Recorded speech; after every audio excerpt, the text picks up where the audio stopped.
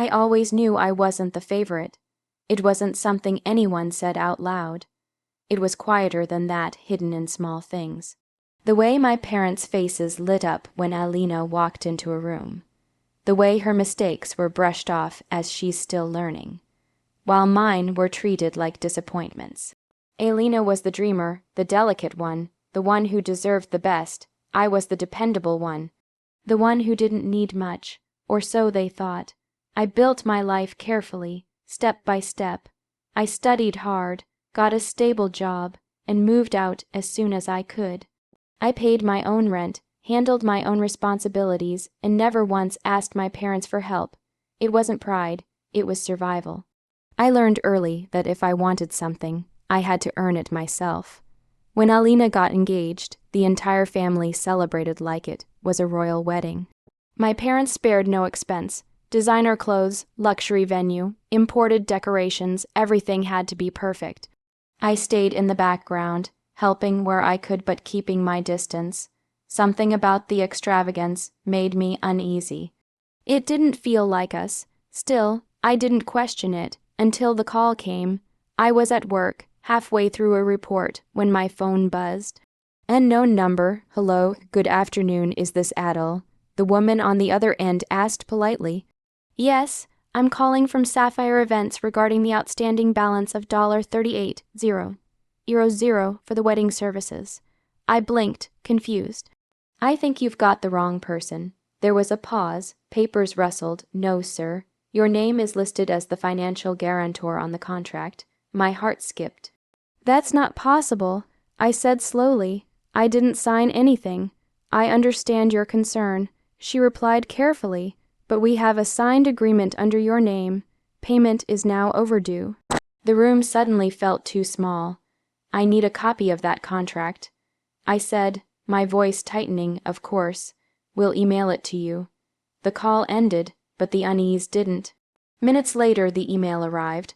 My hands felt cold as I opened the attachment. There it was, my name. My full legal name, printed clearly across the page, and beneath it, a signature, something that looked like mine. But wasn't. I stared at it, my chest tightening as a terrible realization crept in. No one else could have done this. No stranger had access to my identity like that. No outsider would even think to use my name. This came from inside. From people who knew me, trusted me, used me. My grip tightened on the phone as the truth settled heavily in my chest. There was only one explanation. My parents had signed my name, and just like that, everything I thought I understood about my family began to fall apart. I didn't wait. The moment I left work, I drove straight to my parents' house. My hands gripped the steering wheel tighter than usual, my mind replaying the contract over and over again. That signature so close to mine, yet completely fake, deliberate. By the time I reached the house, the sun was already setting, casting long shadows over the leftover wedding decorations. The fairy lights still hung outside, blinking softly like nothing had changed, like everything was still perfect. It made my chest tighten. I walked in without knocking. My mother was in the living room, arranging sweets on a tray. She looked up, surprised, then smiled warmly. Adil Beta, you came. Sit, I'll make tea. Did you put my name on the wedding contract? The smile vanished. The tray in her hand stilled. My father, sitting nearby, lowered his newspaper, but didn't say a word. I stepped closer, my voice sharper now. Answer me. Did you sign my name? Silence stretched between us, thick and suffocating. Finally, my father spoke, his tone low. It was just a formality. A hollow laugh escaped me. A formality. You forged my signature for $38,000. My mother's expression hardened, shifting from guilt to defense. It was for your sister. You know how important this wedding was for her. So that makes it okay. I shot back. You didn't even ask me. We knew you would refuse. My father replied bluntly, that hit harder than anything else. Not even an attempt to deny it, just a justification. I stared at them, disbelief turning into something colder. So your solution was to commit fraud. Don't make it sound so ugly. My mother said quickly, we are family. These things happen in families. No, I said firmly. They don't, she sighed, as if I was the one being difficult. You earn well. You live alone. You don't have responsibilities like we do. You can manage this. That sentence echoed in my head. You can manage, not will help you, not we're sorry, just an assumption that I would carry the weight they chose to place on me. I felt something shift inside me, then not anger, not even hurt, something quieter, something final. You used me, I said, my voice low but steady. My father frowned. Don't be dramatic, dramatic, I repeated, shaking my head. You signed my name without permission, you put me in debt, and you call that dramatic? Alina's voice suddenly came from the hallway. What's going on? She stepped into the room, still glowing from her recent wedding, confusion on her face. I looked at her, then back at my parents. They didn't look ashamed. They looked annoyed, like I was the problem. Like I was the inconvenience. And in that moment, something inside me broke completely. Not loudly, not visibly, but in a way that couldn't be fixed. I took a slow breath, nodding once. Okay, I said quietly. And without another word, I turned and walked out. Behind me, they called my name, but I didn't stop. Because that okay was an agreement. It was the beginning of something they would never expect. I didn't go back. No calls, no messages, no explanations. For the first time in my life, I chose silence not out of weakness, but control. They expected me to cool down, to come back like always, to understand. That's who I had always been, after all, the one who adjusted, who carried the weight, who made things easier for everyone else. But not this time. This time I let them sit in that silence, and while they waited, I started planning. The next morning, I contacted the event company again. I need the original contract, I said calmly. And any verification documents you have? They didn't hesitate. Within hours, everything was in my inbox. I sat at my desk, staring at the file, my name, my forged signature, even a scanned copy of an ID attached, mine. That detail made my jaw tighten. They hadn't just guessed, they had access. They had taken what belonged to me and used it without a second thought. I printed everything and went straight to a lawyer. He examined the documents carefully, his expression growing more serious with each page. This is clear fraud, he said finally, an identity theft. Hearing the words out loud made it heavier. Real legal, what happens now? I asked. That depends on you, he replied. You can dispute the debt and the liability shifts to whoever signed this. If you want, you can also pursue criminal charges. Criminal charges. Against my own parents, the thought sat heavily in my chest. I'm not looking for revenge, I said quietly. The lawyer nodded. Then what are you looking for? I paused. Accountability. He gave a small, understanding nod. Then we build a case. And that's exactly what I did, carefully, patiently. I started gathering everything.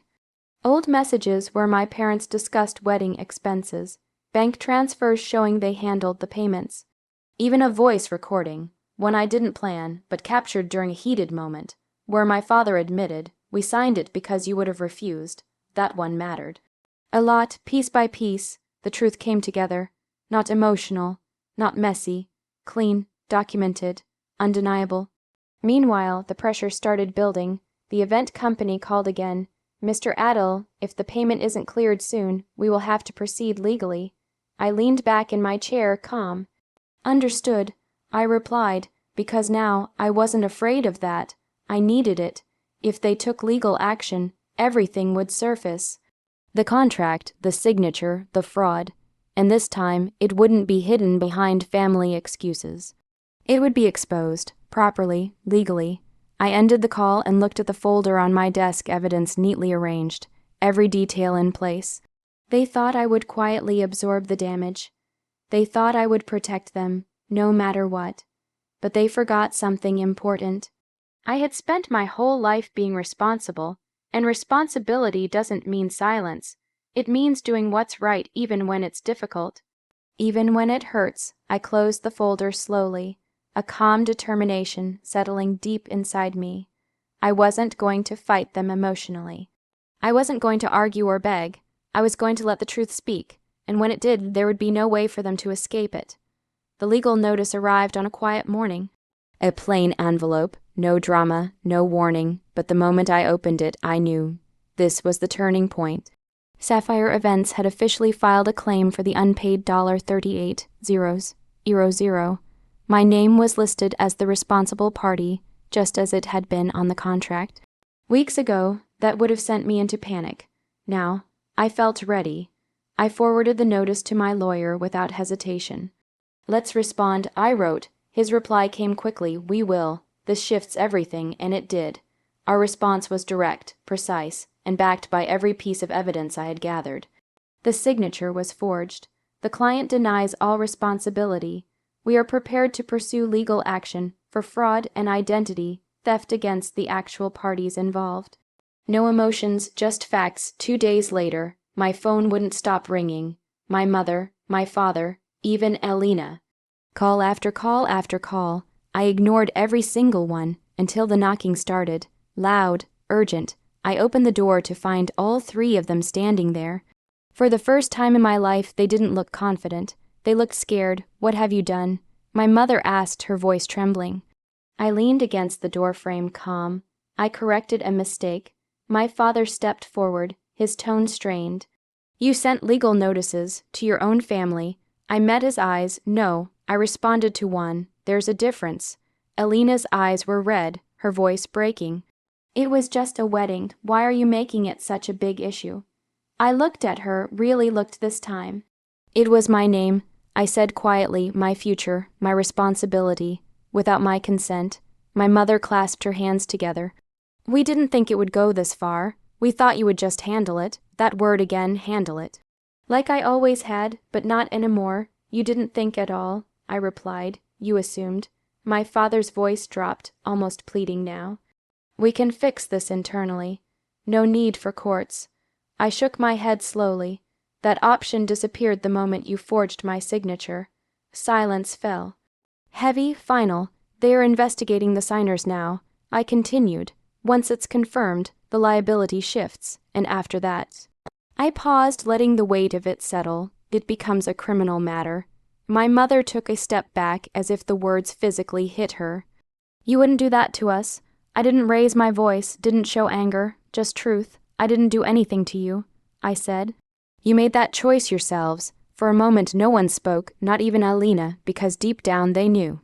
This wasn't revenge, this was consequence. I stepped back and opened the door wider, not inviting them in, but signaling the end of the conversation. "For once," I added quietly, "I'm not cleaning up your decisions." Their faces changed in that moment. Not anger, not denial, realization, too late but real. And as I closed the door, I felt something I hadn't felt in a long time. Not guilt, not sadness, peace, because for the first time in my life, I had chosen myself.